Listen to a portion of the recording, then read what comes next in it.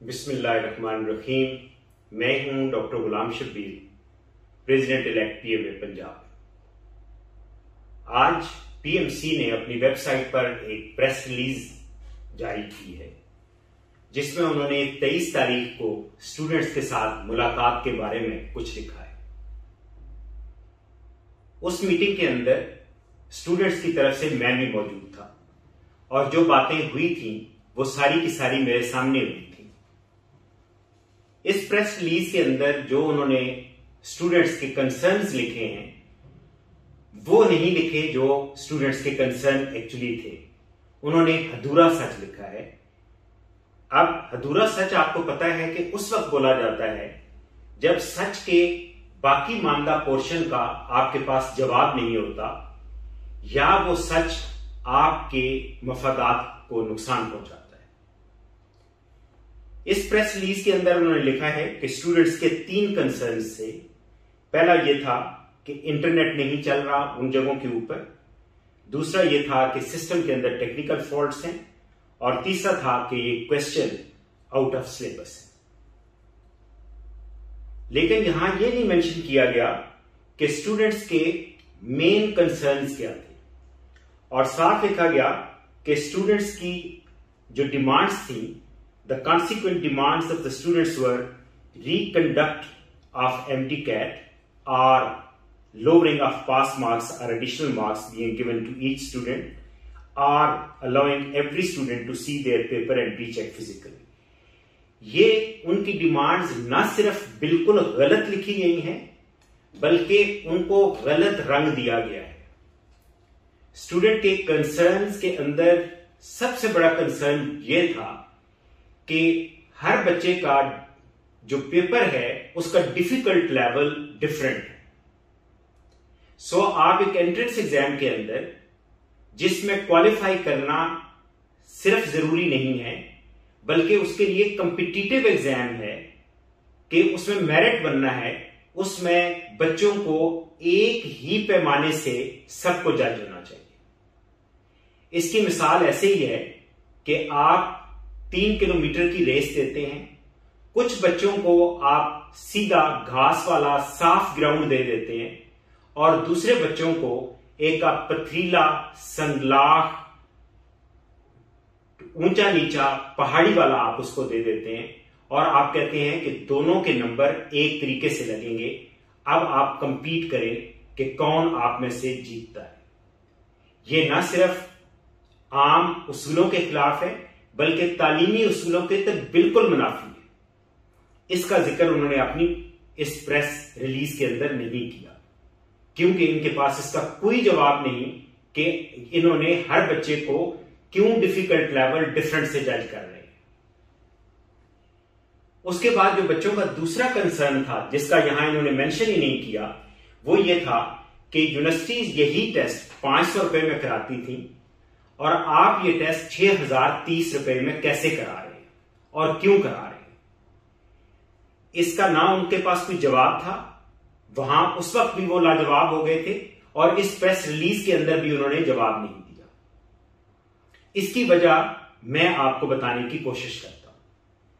आज दिन के टाइम पे मैं मार्की गया था और वहां एक साहब बैठे हुए थे जिन्होंने अपना नाम बताने से इनकार किया क्योंकि जाहिर है वो वहां के एम्प्लॉय थे और वो ऐसी कोई चीज अपना नाम नहीं आने देना चाहते थे। उन्होंने बताया कि हमारा टैप्स के साथ 35 लाख रुपए महीने के ऊपर यह कॉन्ट्रैक्ट हुआ है और इसके अंदर जो उनका अपना स्टाफ मौजूद है जिसके अंदर वेटर्स और उनके मैनेजर्स और वो लोग मौजूद हैं, वो भी ड्यूटीज देंगे, वो ये कॉन्ट्रैक्ट के अंदर उनका शामिल हुआ है। यानी कि एक हाई स्टेक एग्जाम के जो इन्वेजिलेटर्स होंगे वो वहां के जो इन्वेजिलेटर्स हैं वो वहां के बैरे और वहां के वेटर्स होंगे। पीएमसी के पास अपना तो इतना स्टाफ है नहीं कि वो वहां पे अपना चेकिंग के लिए स्टाफ रखता कि क्या एग्जाम ठीक हो रहा है या नहीं हो रहा, या इन्वेजिलेटर्स आपने रखता, और ना ही वहां पे कोई स्टेट सिक्योरिटी एजेंसी मौजूद थी। अब आप देखिए कि एक बच्चे के ऊपर कितना खर्च आता है। रोजाना 600 बच्चों का टेस्ट होता है और ये टेस्ट पूरे 30 दिन चलना है, यानी पूरा 1 महीना चलना है। इन्होंने वहां 35 लाख रुपया पूरे महीने के दिए हैं। और इस हिसाब से अगर आप हिसाब का सिंपल फार्मूला है आप लगाएं तो फी बच्चा जो उनको कास्ट आती है वो तकरीबन 130-140 रुपए तक आती है।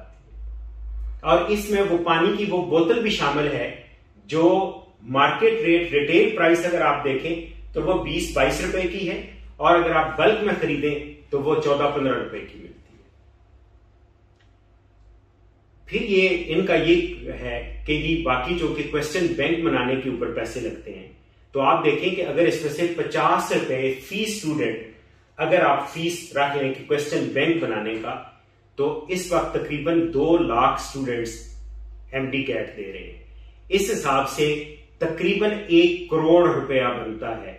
तो क्या 1 करोड़ रुपए में एफएससी के सिलेबस से एमसीक्यूज का बैंक नहीं बन सकता? जाहिर है यूनिवर्सिटीज पहले बनाती थी और वो 500 रुपए के अंदर ही सारा काम करती थी, क्योंकि मैंने आपको बताया कि 500 रुपए के अंदर ये मुमकिन है। और इसमें भी बाकी लॉजिस्टिक और बाकी चीजों के लिए 300 रुपए की बचत हो सकती है। इन्होंने उसी टेस्ट का 6030 रुपए दिए, इसलिए ना इन्होंने यहां ये मेंशन किया कि स्टूडेंट्स ने ये बात पूछी और बार बार कहा कि गरीब वालिदैन कैसे दें, ये इसके बारे में इन्होंने नहीं लिखा। और इसका मैंने आपको स्प्लिट अप बता दिया।